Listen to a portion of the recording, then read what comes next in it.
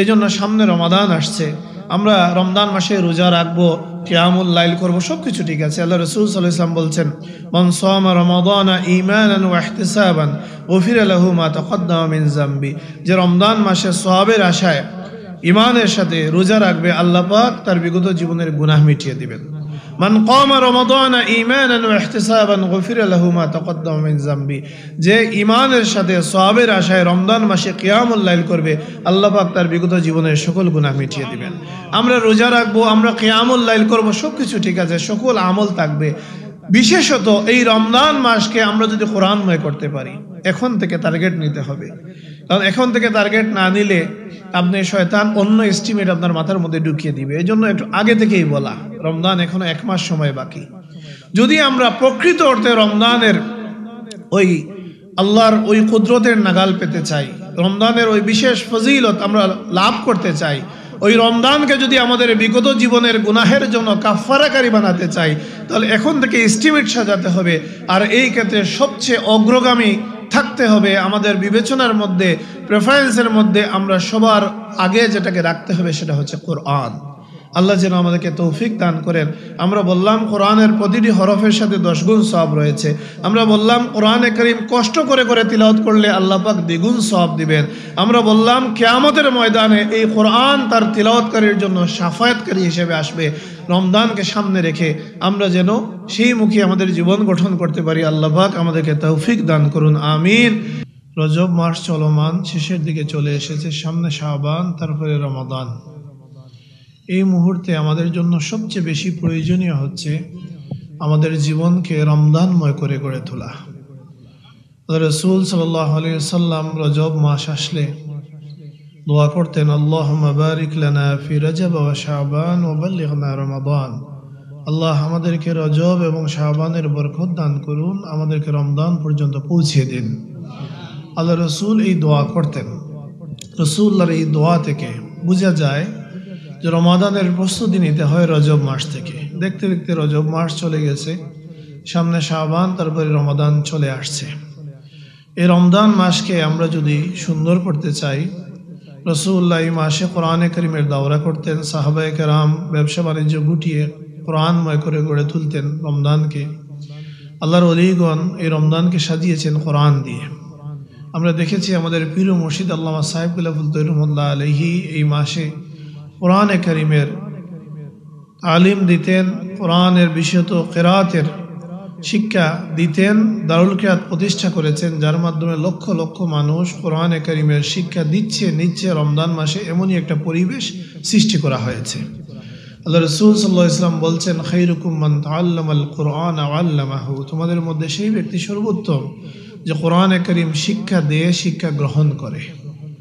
রমজান মাস সামনে উপস্থিত, আমরা যারা কোরআনে কারীম তিলাওয়াত করতে পারছি, কারি সাহেব যারা আছেন, আপনারা তো এই মাস খেদমতের জন্য প্রস্তুতি নেবেন। আর যাদের কোরআনে কারীমের তিলাওয়াত শুদ্ধ নয়, রমজান মাসের জন্য আস্তে আস্তে মানসিকভাবে প্রস্তুতি নিতে হবে। শয়তান বিভিন্ন ধরনের ওয়াসওয়াসা দিবে, বিভিন্ন পড়াশোনার কথা মনে করিয়ে দিবে, ব্যবসা বাণিজ্যের কথা মনে করিয়ে দিবে। কিন্তু ওই মাস আমরা যদি কোরআনের জন্য ডেডিকেট করতে পারি, তাহলে এটাই আমাদের জন্য সবচেয়ে বেশি কল্যাণকর হবে। সামনে রমাদান উপস্থিত, এই মাস কোরআনে কারীম দিয়ে সাজিয়েছেন আল্লাহর ওলিগণ। ইমাম মালিক ওই মাসে হাদিসের দর্স বন্ধ করে দিয়ে কোরআনে কারীমের তিলাওয়াত করতেন। ইমাম আজম আবু হানিফা প্রত্যহিক 2টা কোরআনে কারীমের খতম করতেন। এই জন্য আমরা সামনে রমাদান আসছে, এস্টিমেট সাজাতে হবে। রমজান সামনে আসলে শয়তান বিভিন্ন ধরনের পোশাক সাজিয়ে বসে, কখনো ক্রিকেট বিশ্বকাপ, কখনো ফুটবল বিশ্বকাপ, কখনো IPL, এই সেই নানাবিধ বহু কিছু। এবং আমাদের মিডিয়াগুলো আর মাত্র 100 দিন বাকি, আর মাত্র 98 দিন বাকি, 97 দিন বাকি, কাউন্টডাউন শুরু হয়ে যায়। আমাদের তরুণ যুবক যারা আছেন, তাদের মধ্যে একটা ক্রেজ সৃষ্টি হয় যে ওই চলে আসছে বিশ্বকাপ, ওই চলে আসছে এই ইভেন্ট। রমজানকে সামনে রেখে আমরা এই ধরনের বিভিন্ন কিছু আমাদের ব্রেইনের মধ্যে আমরা সাজিয়ে বসে থাকি। এখন আমরা চিন্তা করতে হবে, সামনে রমাদান, নুজুলে কোরআনের মাস, শাহরু রমাদান আল্লাযী উনজিলা ফীহিল কোরআন, সেই মাস আমাদের সম্মুখে। এই জন্য আমরা রমজানময় জীবনকে রমজানমুখী করে এবং কোরআনে কারীম মুখী করে আমরা গড়ে তুলতে হবে, যাতে আগামী রমজানে আমরা কোরআনে কারিমের খেদমত করতে পারি, বেশি বেশি কোরআনে কারিম তিলাওয়াত করতে পারি। সময় সংক্ষিপ্ত, আমি এখনই বিদায় নিব, এই জন্য আমি একটা বিষয় এই কথাগুলো বলছি যে আমরা যদি এইভাবে নিজেদের এস্টিমেট সাজিয়ে নিই যে আগামী রমজানকে আমি কোরআনময় করব, তাহলে আল্লাহ পাক বলছেন, আল্লাহ রসুল সাল্লাল্লাহু আলাইহি সাল্লাম বলছেন যে কোরআনে কারিমের প্রতিটি হরফের সাথে একটা সওয়াব রয়েছে। আর আল্লাহ রসুল সাল্লাল্লাহু আলাইহি সাল্লাম বলছেন যে ওয়াল হাসানাতু বিআশরি আমসালিহা, আর এই সওয়াবকে আল্লাহ পাক 10 গুণ পর্যন্ত বৃদ্ধি করে দেন। রাসূলুল্লাহ বলছেন লা আকুলু, আমি বলি না আলিফ লাম মিম হরফুন, আলিফ লাম মিম এক হরফ, ওয়ালাকিন আলিফুন হরফুন ওয়া লামুন হরফুন ওয়া মিমুন হরফুন, বরং আলিফ এক হরফ, লাম এক হরফ, মিম এক হরফ। সুবহানাল্লাহ। এই জন্য রমজানে যদি আমরা আলিফ লাম মিম, অনেকে বলেন যে কোরআন অর্থ না বুঝে অযথা বিড়বিড় করে লাভ নাই, তিলাওয়াত এরকম বলে নিরুৎসাহী করতে চান না, এই কথাটা ঠিক নয়। রাসূলুল্লাহ বলছেন প্রতিটি হরফের সাথে 10 গুণ পর্যন্ত সওয়াব বৃদ্ধি করে দেওয়া হয়। আরো পরিষ্কার করে আল্লাহ রাসূল বুঝিয়ে দিয়েছেন যে আলিফ লাম মিম প্রতিটি হরফের সাথে 10টা নেকি রয়েছে। আলিফ লাম মিম এক হরফ নয়, বরং আলাদা আলাদা হরফ। আর যারা বলছেন যে অর্থ বুঝতেই হবে, তাহলে আলিফ লাম মিমের অর্থ কি আপনি পারলে বলেন, সেটা তো আপনি বলতে পারবেন না, অথচ প্রতিটি হরফের সাথে সওয়াব রয়েছে। একইভাবে যারা কোরআনে কারীমের মাহির রয়েছেন, তিলাওয়াতকারী, আল্লাহ রাসূল সাল্লাল্লাহু আলাইহি ওয়াসাল্লাম বলছেন আল্লাহ পাক তাদের সঙ্গ করে দিবেন একজন সম্মানিত ফেরেশতাকে। আর যারা কোরআনে কারীম পড়তে গেলে আটকে আটকে পড়েন, কষ্ট হয়, তাদের জন্য আজরান, 2টা প্রতিদান রয়েছে, একটা কষ্টের জন্য, এটা তিলাওয়াতের জন্য। সুবহানাল্লাহ। এই জন্য আমরা রমজান সামনে উপস্থিত, আমরা কোরআনময় জীবন গঠন করার জন্য, কোরআন তিলাওয়াত করার জন্য আমরা প্রস্তুতি নিতে হবে।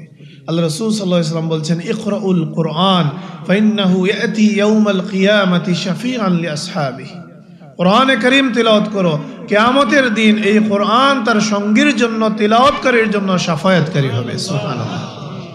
এই জন্য কেবল যে দুনিয়ায় লাভ হবে এরকম নয়, দুনিয়ায় প্রতিটি হরফের সাথে সওয়াব পাচ্ছি, তারও প্রতিদান আখিরাতে পাবো, সওয়াব আখিরাতে আমরা এর প্রতিদান পাবো। কিন্তু দুনিয়ায় আমরা সাকিনা নাজিল হবে, প্রশান্তি নাজিল হবে, রহমতের ফেরেশতা আকাশ থেকে নেমে আসবেন। হাদিস থেকে পাওয়া যায় কোরআনে কারীম তিলাওয়াত করলে আকাশ থেকে রহমতের ফেরেশতা নেমে আসেন, আকাশ থেকে রহমত নাজিল হবে।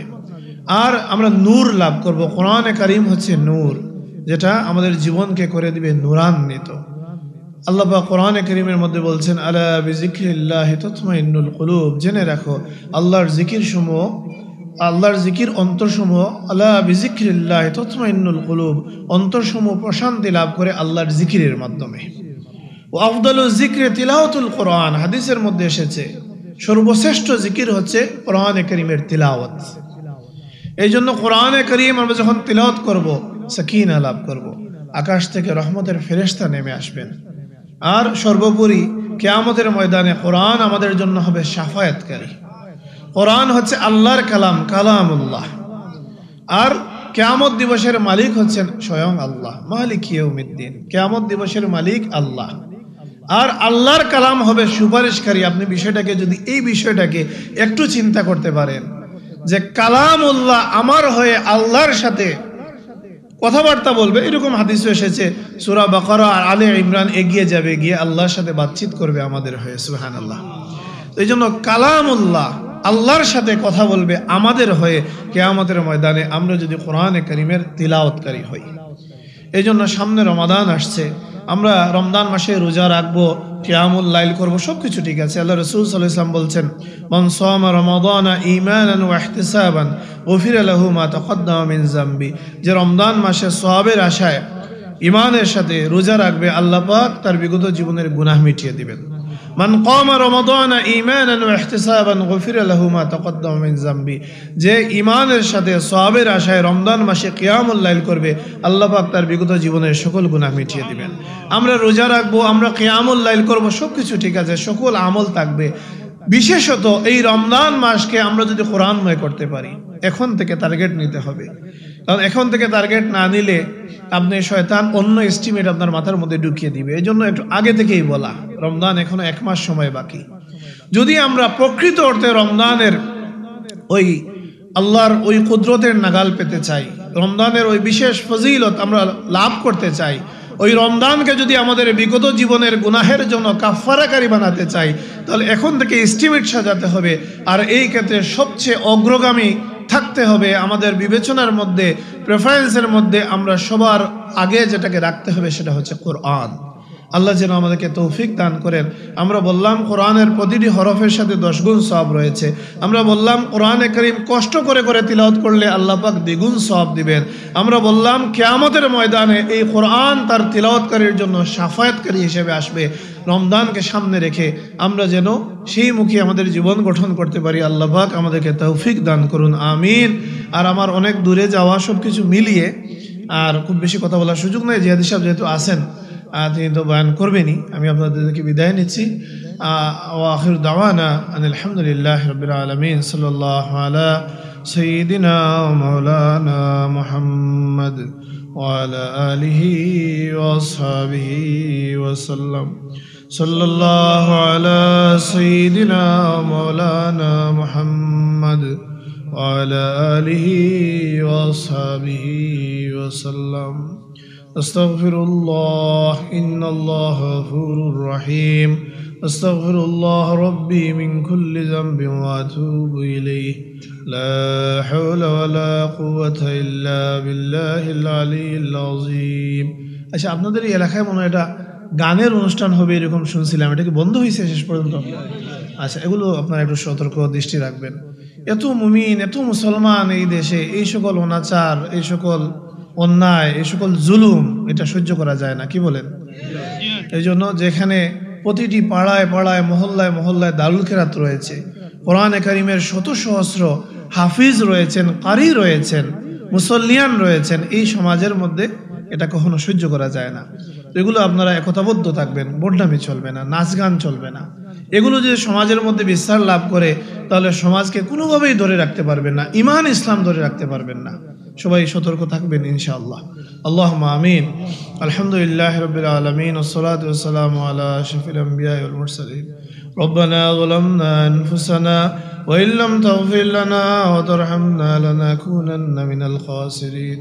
রব্বানা আতিনা ফিদ দুনিয়া হাসানাতাও ওয়া ফিল আখিরাতি হাসানাতাও ওয়া কিনা আযাবান নার وادخلنا الجنة مع الأبرار يا عزيز يا غفار. আল্লাহ আমরা মাফ করে দাও, আমরা জিন্দা মুর্দা মাই বাবারে মাফ করে দাও।